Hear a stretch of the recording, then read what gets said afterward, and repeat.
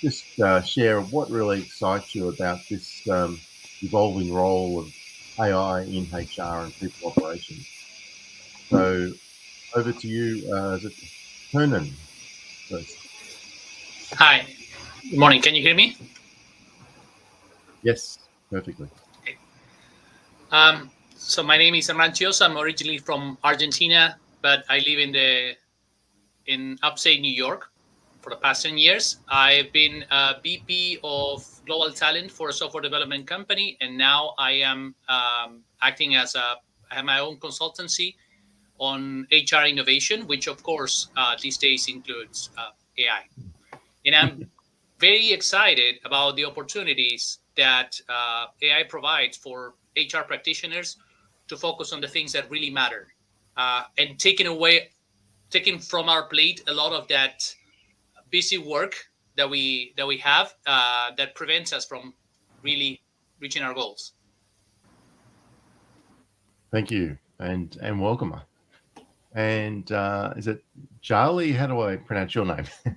Yes, Rod, it's Jolly. So pleasure. So Good. Jolly, yes, I have the pleasure of leading HR for radiology partners here in the US, and I am beyond excited about the potential of AI in our space, just for being able to better partner and better service our clients more efficiently, a lot faster. A lot of these stereotypes and baggage that comes with if it goes into HR, it takes forever, all the bureaucracy, because we're very thoughtful in how we deliver a lot of tools and products. So the speed of which AI is allowing us to move just a lot faster, really meeting the needs of our clients is what I'm most excited about. Excellent. Well, welcome. I think it's the first time I've been on a panel with you, so welcome. And welcome, Wayne. I've been on plenty of panels with you, Wayne, and Yes. it's always to meet up with you. So over to you. It's always a pleasure to work with you, Rod. You're always bright and bushy, no matter what time of day it is for these things. But you got to be agile, right? So that's the whole point here.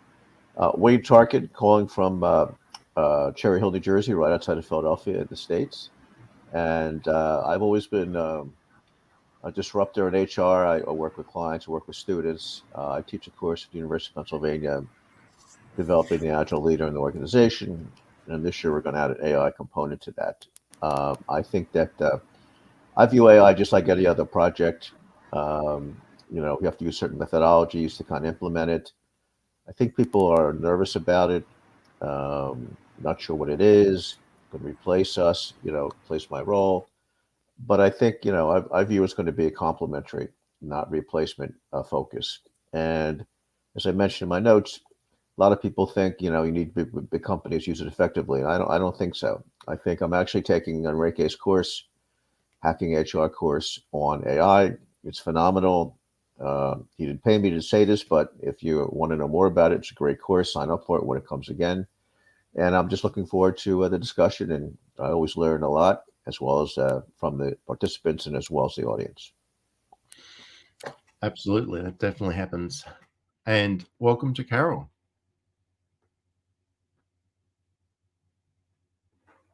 It's Carol. Yep. Hey, Carol. Hi. Good morning. Good afternoon. Can you hear me? Yes, definitely. Can you hear me? Yes, we can hear you. Okay. I just wanted to check to be sure that you could hear me.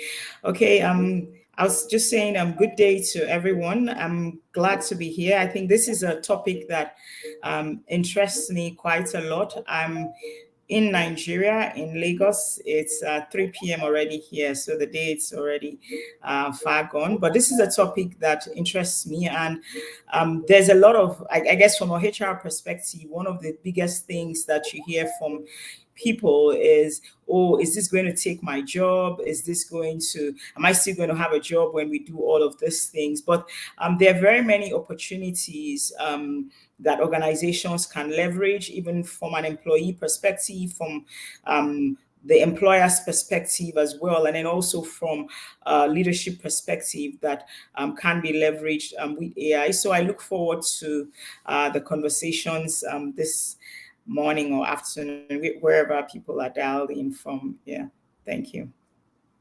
Thanks, Carol. And last but not least, Luca. Hello, Rod. Hello, everybody. I'm Luca. I'm presently in Milan. I'm an academic practitioner. Basically, on one side, I have a role as full professor in HR in the domain of HR. So it's from organizational design to HR analytics. And I'm particularly happy to join today, and I'm looking forward to learning a lot from all fellow panelists.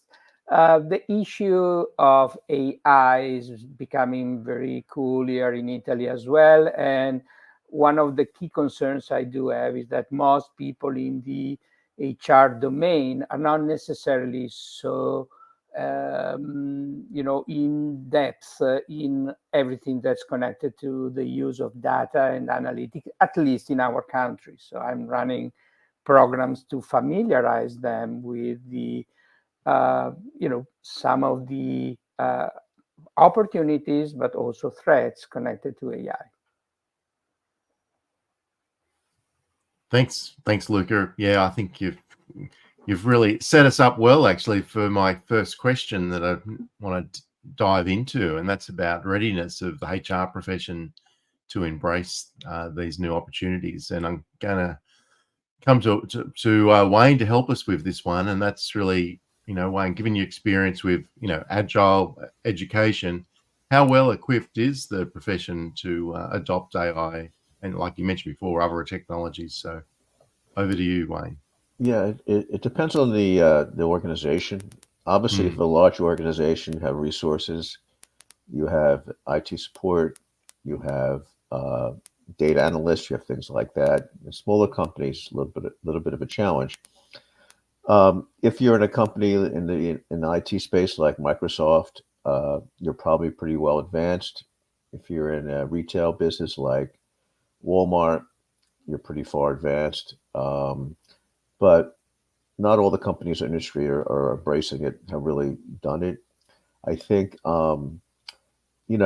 was working with a company and a telecom organization and a team, and half the people were using it and half the people didn't want to use it. And so I think that's pretty common.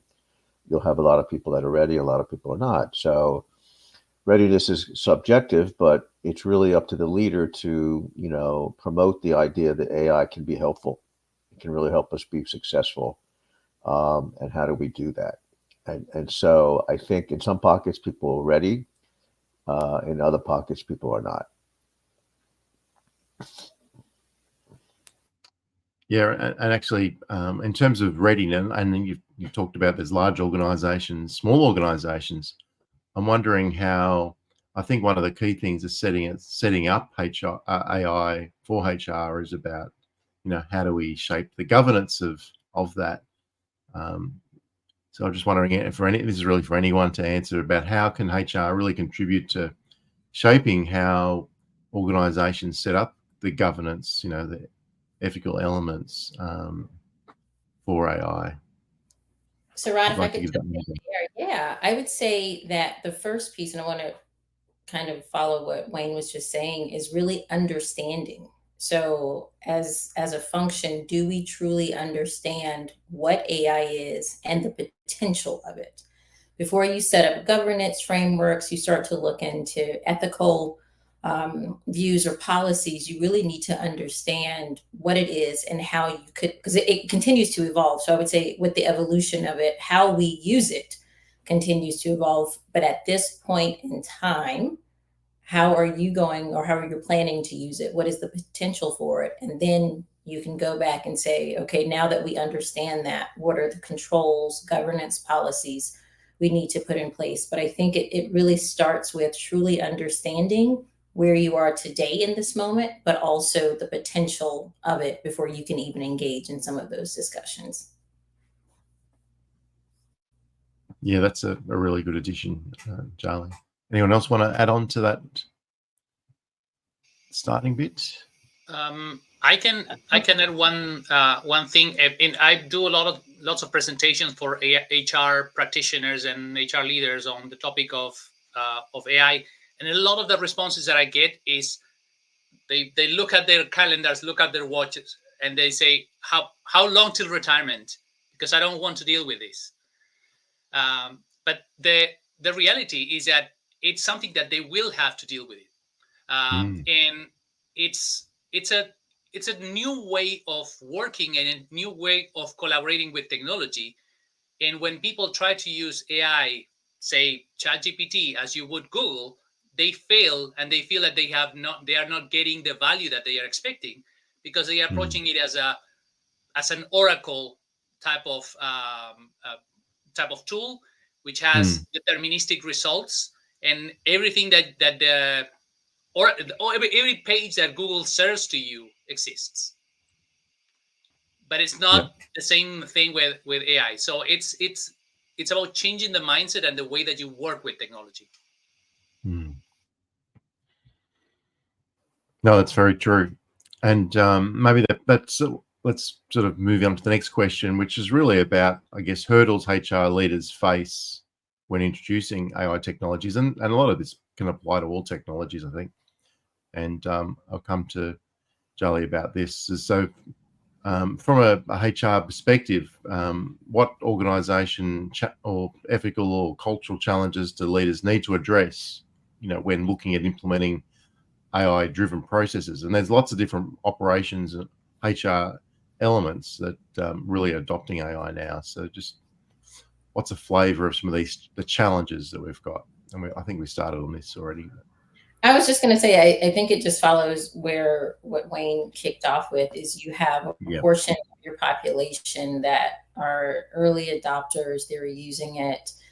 They're leaning into it, even though, and I'll divide this answer into two responses, that are comfortable. You have those that are, I don't want to say fearful, but very leery, very hesitant, because it's what Hernan was saying. It's new. They're like, oh my God, not another technology thing. I have to, not understanding that it's already here. It's not something that just going back, like this is present, it's being incorporated. And then you have the laggards that we know will take a long time or are fully resistant. And I think with that division, the education piece is so key, and it will take time. One of the challenges with the education piece with AI is because of the rate of the evolution of AI. You can go in and you educate, but it may have a new feature, something new and different, or something that will add additional value. And people may feel like this is overwhelming because I just sat through a training or an educational opportunity. And from that point to 6 weeks, 6 months from now, it has evolved again. So that for me is one challenge. I think for organizations is they're trying to figure out, because of all of the cybersecurity concerns, the concerns around data protection, is, are we going fast? Are we going too fast? And then even for those companies that have set up their own version of some type of GPT, or I've heard all of the different names that people use, you're finding employees that where it's prohibited, we're just going outside and then we'll email it to ourselves with the AI. So we're still putting the data out into the system. We're just not doing it necessarily in a secure way. So I think the second challenge is for companies to understand how their employees are using AI, and then put the parameters in place for that moment, because again, it continues to evolve, to safeguard and protect their information, because people really are going outside and using it and sending it back. So I would say really educating for that moment in time, and teaching how AI is evolving. And then two, for companies or organizations to understand how their employees are using it, which is a big challenge, because I know this is about us as HR leaders. It's a challenge for us because it's an ever evolving discussion. One month you may be presenting on, hey, this is the challenge, this is the tool, this is how we're going to leverage. But as the artificial intelligence continues to evolve, you see opportunities to use it in a different way. It might have started out in recruiting. Now you see it in training or performance management. I just had a demo for a comp evolution and trending tool. There's so many different ways we see it entering into our field. I think just our ability to stay agile and be present for where we are today, but also the importance of the potential. Yeah, that's you covered lots of area there, and you're pretty Rod? up in the head. Yeah. If I might add something about that, I think that one of the focus should be to go back and check how we take decisions. Sounds strange, but many times the idea is that, AI is just stepping in and taking decision in our place. Truth is, most AI, particularly the one which is based on a large language model, cannot be specific, at least for now. So it's taking decision based on assumptions of what might be okay for many companies across large databases or data sets, while many HR people need very specific answers to specific issues that we do have here. So first thing is, let's take a look at how we do that. And then clearly the other topic will be to check our data in the hope that at some point the so-called small large language model will be able to make that knowledge specific to what's happening here. And I think that's an interesting point, because it also takes into place the fact that sooner or later we will have to confront two levels of bias. Our bias, which is existing, and many times we don't measure that, and the bias that is inside technologies. So, that's at least my perspective. You've weaved in a number of really things that are hot in my mind, and that's about, you need the right data, because, it's only going to be as good as the data, isn't it, in helping you make decisions. And then the bias. I mean, you can have bias because the data is not actually complete or not representing everybody, is certainly, a challenge, I think, that we have. I was also just going to see if we just touch on a point that I think one thing that I've seen in some organizations I've been part of is that, like all technologies, often at the start of the journey is that it's very much IT led. And I think that, and IT, like putting out new tools or, using the latest SAP and how it uses the AI elements. But I'm just curious and wondering, I think that HR really need to be at the forefront, just helping inform this stuff about the bias and the data, like just the elements of getting the right use of the tools, because there is, there's risk around if those things aren't really thought about to the right level. Just anyone got any thoughts about that? Yeah, I think just following what Jolly said, she had a great point, about people already using it outside of the office, right? Everything within the cloud now, you can be doing things on your phone and things like that. We did the same thing about Facebook and internet recruiting and everything. And so the reality is people are using it. So how do we bring it inside? Well, most times in HR, we have what I call a revolutionary approach. We have a big bang achievement. We spend lots of money on technology. We bring it in, and then what happens? People don't use it. And so it's more of an evolutionary approach. And evolution happens slowly over time. And I think for an organization or a team to say we're going to do AI tomorrow is foolish. It's not going to work. It's going to take those perhaps early adopters who are using it already and helping them bring some things inside. Some things that don't really impact bias or, data, things like how we do work, how we run meetings, how we communicate, those kinds of things, how we develop an email, how we develop an agenda, who takes minutes, those things that people do on a daily basis, I think has the greatest impact in AI because it's going to help streamline, make you more efficient and get things done. I think that's a good way in around even minutes. Like I actually did my own little personal experiment with myself and found that sometimes if I'm taking minutes in meetings and I'm actually doing it without AI or technology, what I've noticed for myself is sometimes I've got a bias about what I actually write down. Sure. Yeah. What I'm focused on is what I write down. Well, it's your context, right? And so you flavor it by that. So whereas the AI, when I've used like recordings and used some AI over it to write notes, there's extra points that pop up that I just didn't write down. So that's got a lot of opportunity there for us as well, I think. Anyone else want to add to this little start? You know, Rod, Yeah, I think. Oh, sorry. Go along. Go ahead. Yeah. You go, Carol.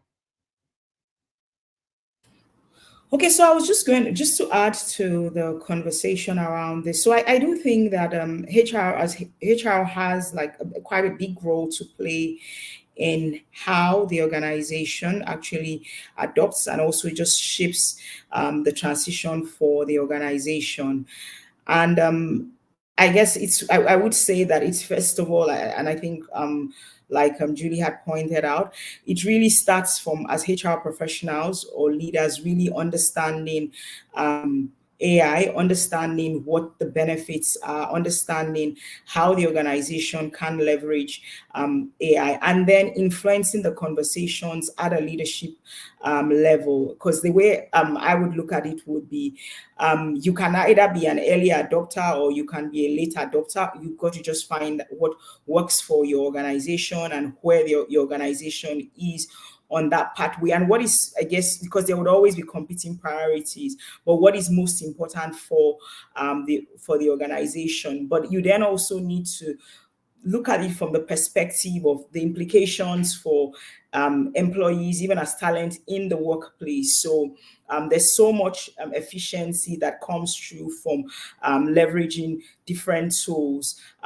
Also, from a productivity point of view, from an efficiency point of view, that's there. And then just helping people get to the point where they can do a lot more meaningful work. So there's that perspective as well to look at things. So beyond the processes point of view or beyond what it is that you can do from a business point of view with AI, there's the base level, which is looking at it from an efficiency, looking at it from a productivity point of view, and seeing how that ultimately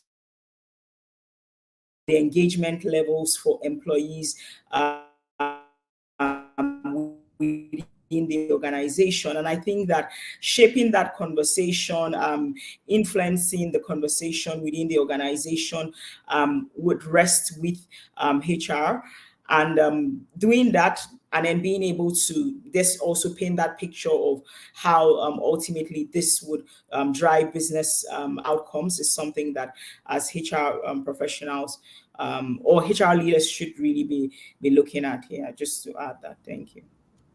So, Carol, if I could interject there, Carol, you had so many great points, and I would just add on to all of that is that when you're thinking about your HR strategy and for the future, so we are all in the workforce. It's new to us in the workforce, but we have to also think about the generations that are entering that are already leveraging and using AI. So we spend a lot of time speaking about how to educate, how to inform, but we're using it so often. I think also on the education piece, teaching people how they already use it today. They just may not be aware of it. But as we think about as HR leaders, how we're preparing for 5 years from now, the workforce that's entering or the ones entering today that are already using it, very savvy with it, understand it's not new for them. So they're not only early adopters, it is a natural part of how they operate. We also need to be prepared for them in our people operations and as we think about our HR strategy, because I wanted to add that to all of the points. I think Carol hit every single one of them, of the things that we need to look out for.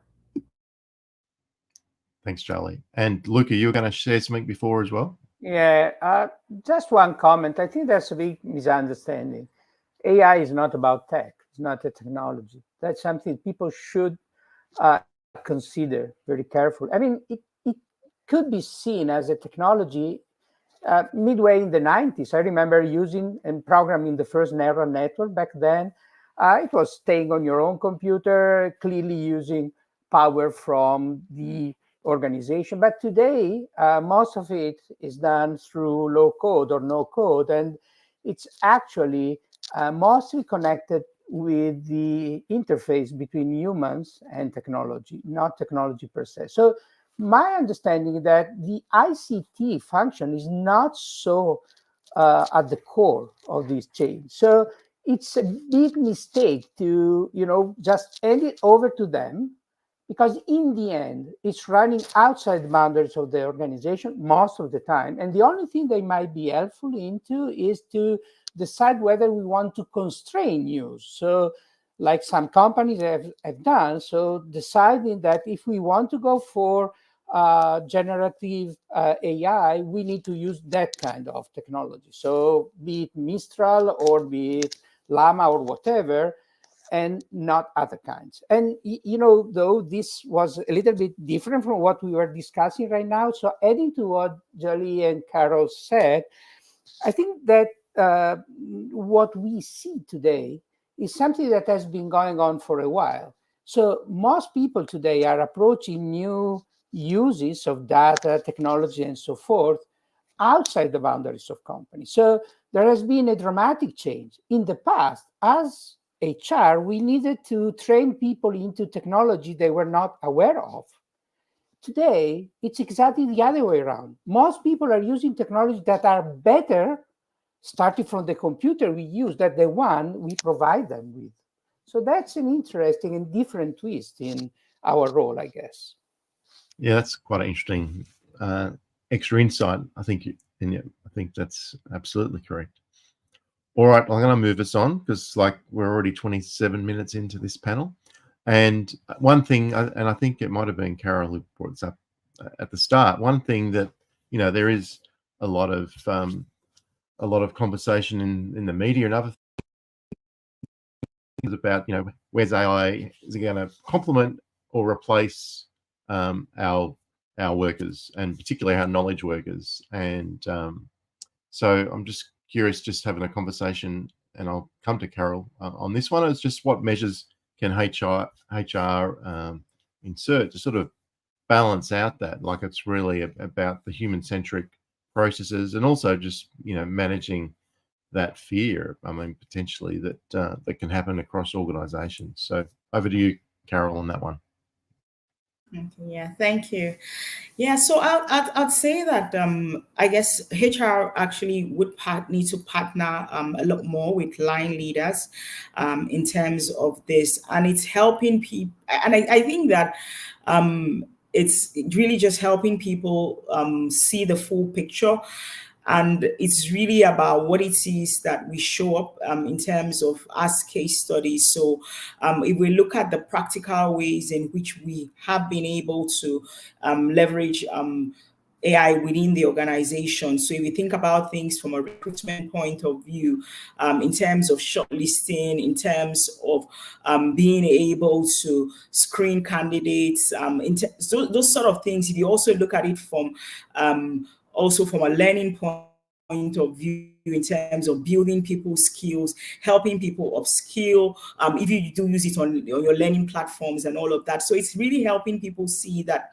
I would say that it should be something more complementary, and it's helping people see that. So it's saying, the narrative really would be, how do you use AI to show up as a better leader? How do you use AI to show up as a better employee? How do you use AI to maximize your potential? So it's more from that perspective of leveraging the tools. And I would also say from the perspective of saying that the human part is not going to go away. There's a lot of focus. I guess maybe I would say maybe probably from post-COVID, a lot of focus on being human at heart. There's a lot of focus on being a lot more empathetic, the whole conversation around well-being and all of that. And I think Luca has spoken to some of the data models. So there's some things that your models are not going to be able to do for you precisely. So the human part of things would still be there. So it's really just helping employees and even helping business leaders as well, because the business leaders are the people that the employees engage with on a day-to-day basis. So it's helping them see, this is the narrative, this is what it is that you should be communicating or you should be sharing with your teams. I would say stories help a lot. So even as HR professionals, being able to share stories within the organization, using both formal channels, informal channels, helps people see that picture as well. And I would say the other thing is also from a trust point of view as well. So if we say that this is the way as an organization we're leveraging AI, we're leveraging AI tools in terms of how we work, then let's stay consistent with what it is that, because that also helps build trust within the organization, within the employee pool. And I would say, lastly, maybe this is more from a compliance point of view, but also from what sort of policies or frameworks that are put in place as well. So very broadly, I would say that those are the ways that I think that as HR professionals, we can help employees as well as line leaders see the role, that to say that the human part would still be there. It's just that it would evolve in terms of and the level of sophistication that is required. So maybe I would say using a lot more in terms of intellectual capacity, if I may put it that way, as opposed to doing very transactional or spending time on things that really require human input. So I would say the challenge more is employees upskilling, employees reskilling, as well as business leaders as well reskilling. So it's only if you don't reskill that then the risk of becoming redundant, or the risk of technology or somebody else, because it might not even be the AI tools, it might be somebody else who's better skilled, better equipped, who might then be taking on your role. Yeah. Thanks, Carol. You covered a lot there. Who wants to add? I think we tend to be, we look at technology as, especially AI, as something omnipresent. It's a big thing, how are we going to deal with it? But we have a long track record of successfully handling technology. You look at the car, right? Replace the horse. And then you had the computer, voicemail, texting. I mean, all these things, we evolved over time. And what Carol was saying, the skills have to evolve, right? The things that people are doing today are not going to be the things they're doing tomorrow. And so we as a profession need to really focus on what are the skills going to be? We don't know. We can't predict. If I had a crystal ball, I could be spending time with Enrique out in New Mexico somewhere, running around mountains and stuff like that. But no one knows for sure. The only thing you can do is kind of make some directions, plans, focus on the needs you have right now, try to use AI to help you extrapolate what you're going to need in the future. Things like, prompt engineering. How do you write the right prompts to get what you need from the technology, right? How do you communicate that? There's a big change management piece of this too. How do we help people evolve along with the technology, else they're going to left behind? And so we've done this. We've had many situations over the years, 100 years, where technology has replaced what we're doing with something better. And so we need to learn from that. So again, I don't view AI as this big, awesome thing that's going to transform everything. It's just a continuation of technology advances that we have to kind of manage like we've done in the past. I do think, though, for Carol and Wayne, one of the benefits that we don't talk about in HR that I do think we talk about in other functions and other spaces in the business world is the speed. So it is, I agree, Wayne, it's not replacing people. It allows us to become, just like every technological advance, you become more efficient. But I think the difference, what Luca highlighted earlier, is we're being taught versus doing the teaching. And the adoption of AI in the HR function and people operations, and our ability to be able to join the pace and get ahead of it is key, because it really has reversed. We learn about tools, technologies, and innovations from our employees versus us being the ones bringing it to them. And we have to wrap our minds very quickly around our ability to move faster. And this goes back to what Carol was saying, just on some of the knowledge pieces. One of the tools and the benefits I've seen has actually been in the learning and development space, and our ability to leverage this to build curriculum 10 times faster than we were in the past. Before, you'd have to wait. It's usually a 6 to 9 month window because everyone has to build the content, the curriculum, the materials. Now you can do it with AI in a matter of weeks. So our ability to really drive speed and innovation within our function to better service our clients is also a big win. I don't think we speak about enough or educate people enough on, and it's a mixture of human intelligence as well as artificial intelligence and how the two coexist. Hmm. Who would like to add on to this? I wanted to add something. We've been talking about how AI is going to be augmenting or replacing jobs. It's going to do both, and it's going to require the redesigning of some job positions. And that's one of the main reasons why it's in everybody's best interest to start using AI, because it's going to be part of the next job position requirements that you're going to have in the future. The example that I always use and how technology helps the job positions evolve is with cashiers in supermarkets. Think about 40 years ago, the cashier was using a cash register that was maybe mechanic or electric, but it wasn't a computer. So part of the requirements had to do with good typing skills, with good memory to remember the codes of the products. Then fast forward 20 years ago, you have barcode readers on all the cashiers, and so the typing is no longer necessary. The memory for the codes is no longer necessary. You can just scan the product. And now, if you go to a supermarket today, in many supermarket chains, what you have is self-service cashiers. So you go and you bag the products yourself. You scan them yourself. There's lots of sensors around you telling, did you forget to scan this item? Did you put this item? So you have a lot of support in that. And what the cashiers do is one every maybe 6 stations supports the client into using the automated checkout process. So they are still cashiers, but the job has evolved tremendously from what it was 40 years ago.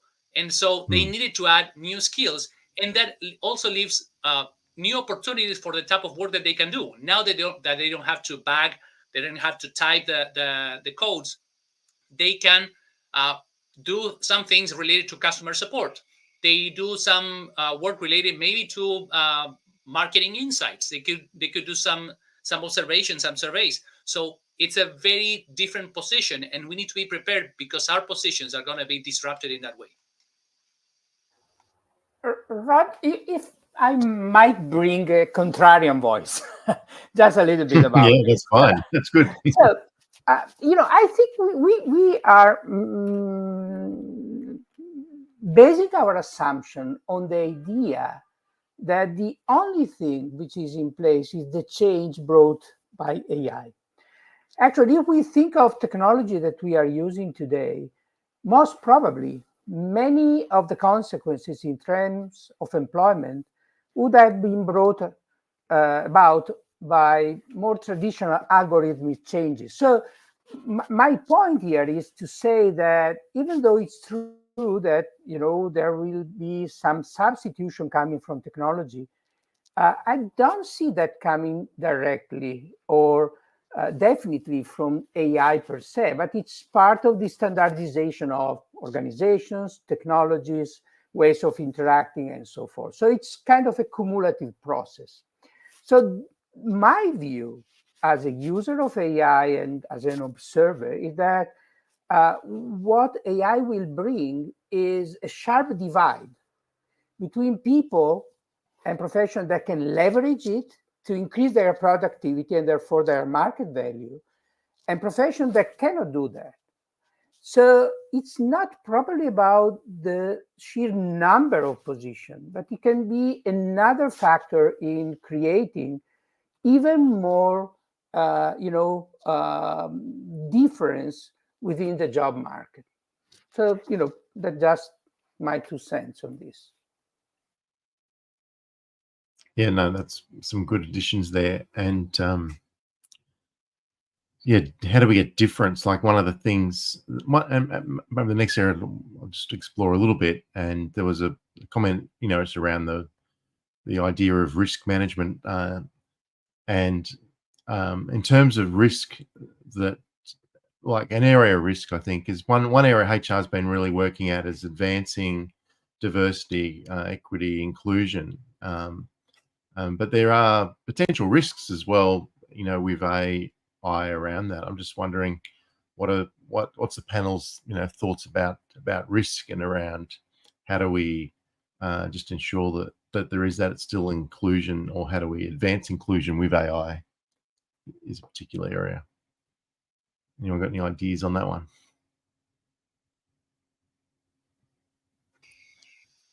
I wanted to add one thing that I saw in a report that was just yesterday shared by somebody that I follow on LinkedIn. Mm-hmm. And it's that there's a gap in adoption of AI based on gender. So there's a 20% gap.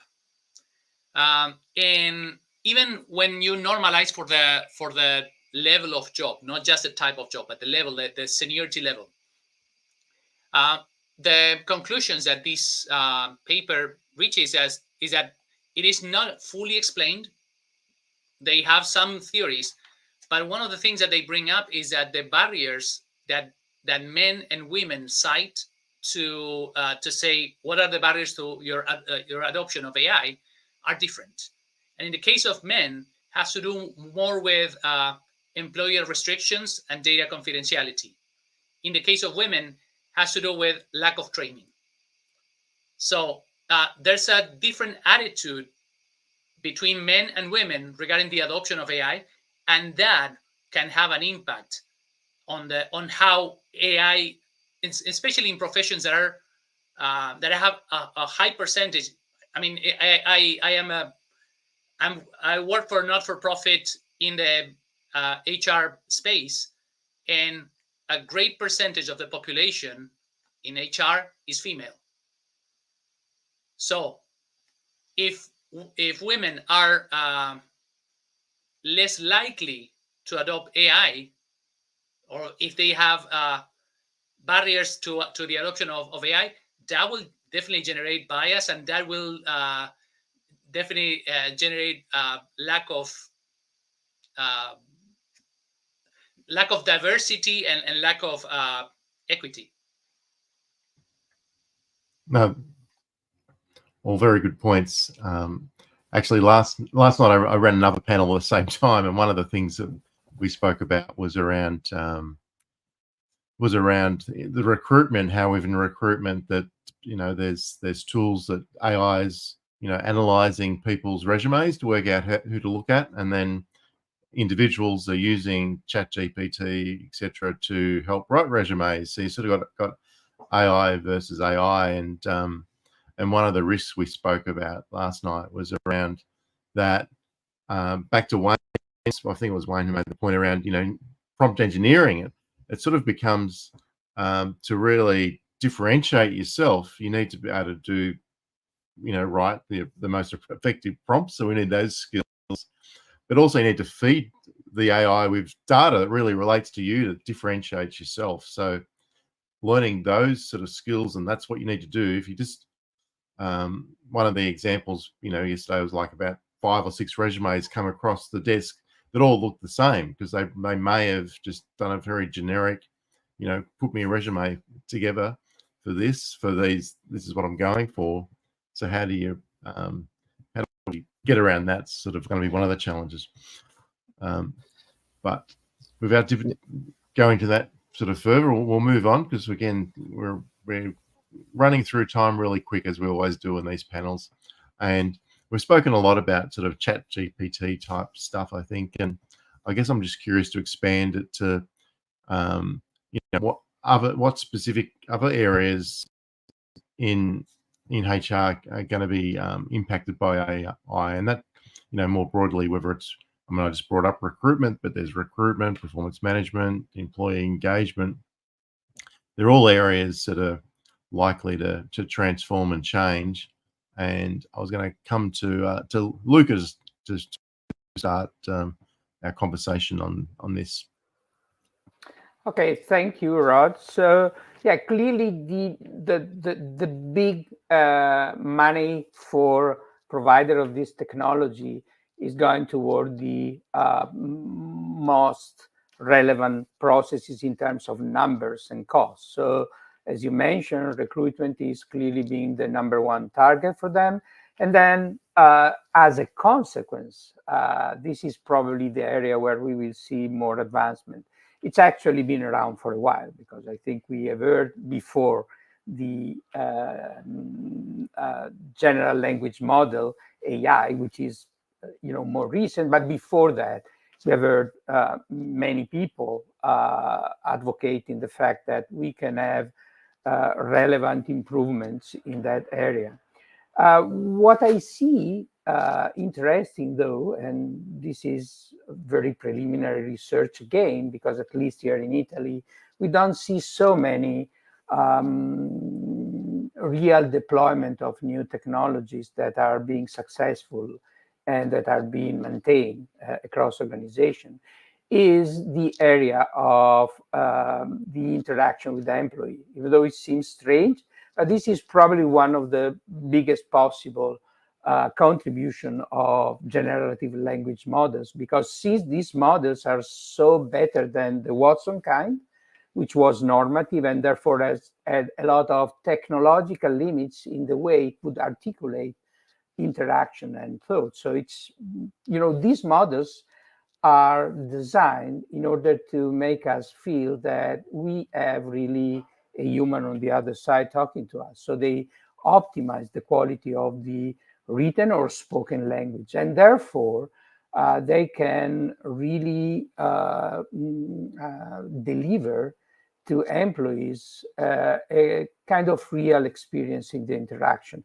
Even though, again, research is pointing to the fact that the same thing happening in robotics, at some point when we start believing that they are so similar to humans, we will be disappointed. There's a typical effect that's being studied in robotics. The better they are, the more we treat them. And then at some point, they're not humans, so they fail.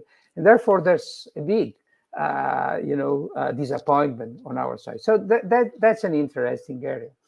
And probably another area that was already mentioned is training. And here, generative language model can help us make sense of the huge amount of training resources we have. So there are some kind of GLM that allow us to pick parts of videos out of huge repositories of video. So let's imagine, you have a huge repository of video and you have a very specific request. Maybe how do I deal with a very angry customer? Instead of having to go through all of them, you can just ask the system to pinpoint and take them out. And I think that's a very promising area. So, I'm picking these three. There might be many others.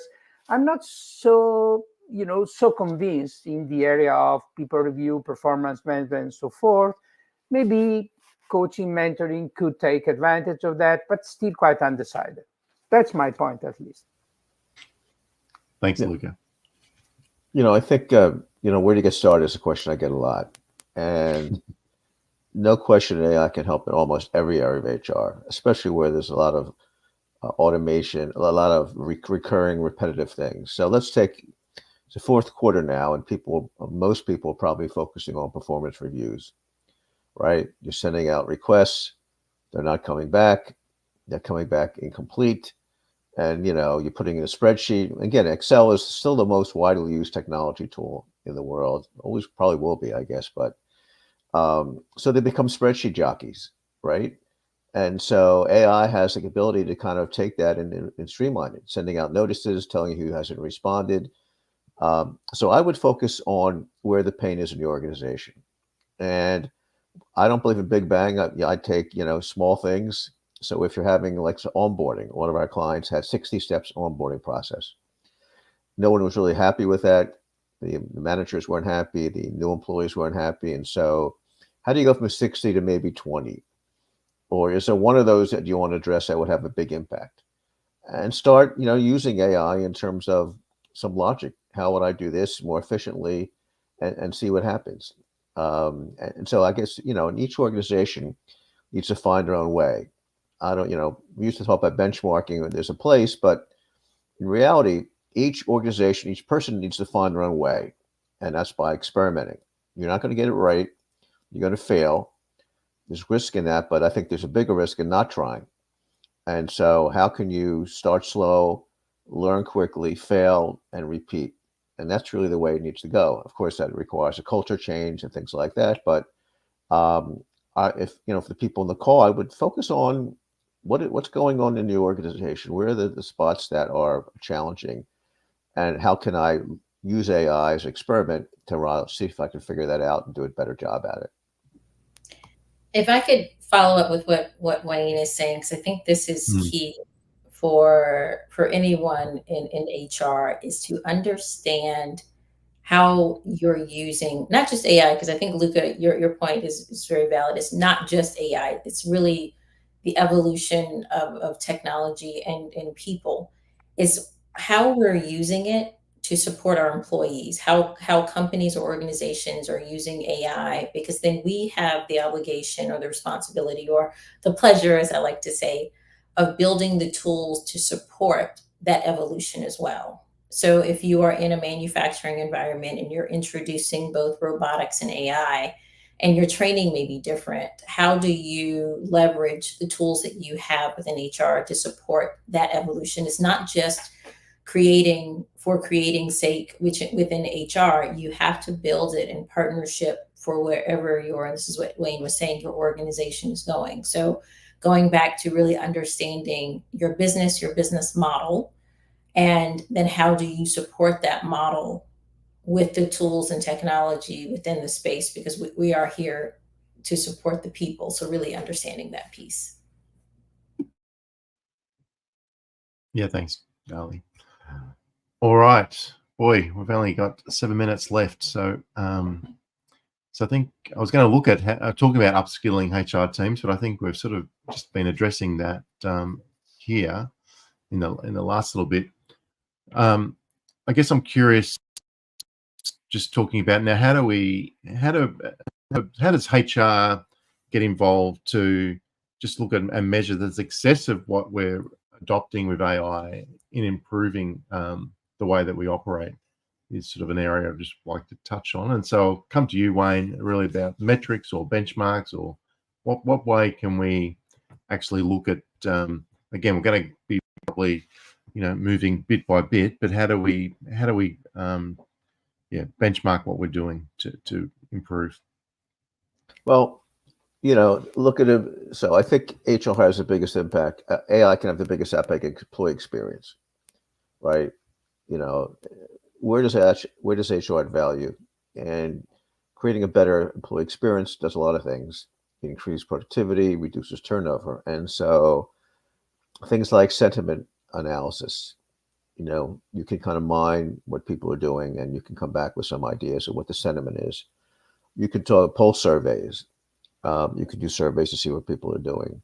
You can look at onboarding success. What was the experience of people onboarding? You can look at time to proficiency. We always talk about time to fill, but the reality is, even though we hire someone, we're still not at productivity level we had before. So time to productivity is probably another aspect we should use.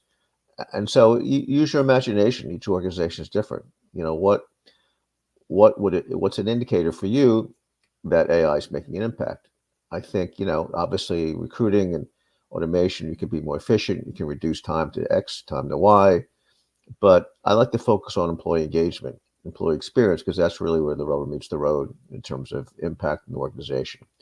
And what metrics help you determine the experience level of your organization. Those are ones I would focus on. Yeah, that's really good. Anyone else want to add their thoughts? I can No? add one thing, and is that the metrics of how AI is helping us move the needle in HR shouldn't be different from any other metrics that we have for HR. In essence, it's not about how successful the AI implementation in itself was. It's more about, did it help us move the needle or not? Did it help us achieve something that we were not able to do before? So the metrics should not change, and they should be defined before you start with any process of implementation. Otherwise, you're just tricking yourself. You're deluding yourself because you're moving the goalpost. Yeah, just one thing to add. I think, we typically focus on output activity, but I think AI can help us focus on outcomes, which is really where the value is in an organization. All right. So I'm going to come to our last question. Got 3 minutes left. So as we wrap up, I guess we'll just go around the room like we did at the start, and just if each panel member just wants to share what's sort of one key tip, piece of advice you'd just like to offer if someone's just beginning on this journey of integrating AI into their processes. So we'll just go around the virtual room again. So starting is it with Hernum? I can't pronounce it right. Yeah. So my recommendation is that people should start using it. It's one of those things that you cannot learn with theory. You learn through practice, and you need to start to apply not in like big vertical use cases, but more like try of what are the small use cases that you can apply to, so you can familiarize yourself with the new way of working that this implies, and then from that you can generalize to other aspects. But it's about learning what AI can and cannot do for you. Thank you. And Rod, I would say take the time to understand and do a quick Google search, right, on how you're using it today. I think some of it is just scary for people because they don't understand. We haven't taken the time to really educate you. You hear all of these conspiracies and the different theories out there, but for me, for anyone embarking, because in order to lead something, you have to understand what it is that you're leading, is to understand where you're using AI in your day-to-day life that you just may not know it's there. And then take the time to self-educate on the tools. And I agree with Hernan completely. You have to get out there and just play around to see what interests you, what it can and cannot do. But it's really out there already. And so taking that time to understand how you're using it today.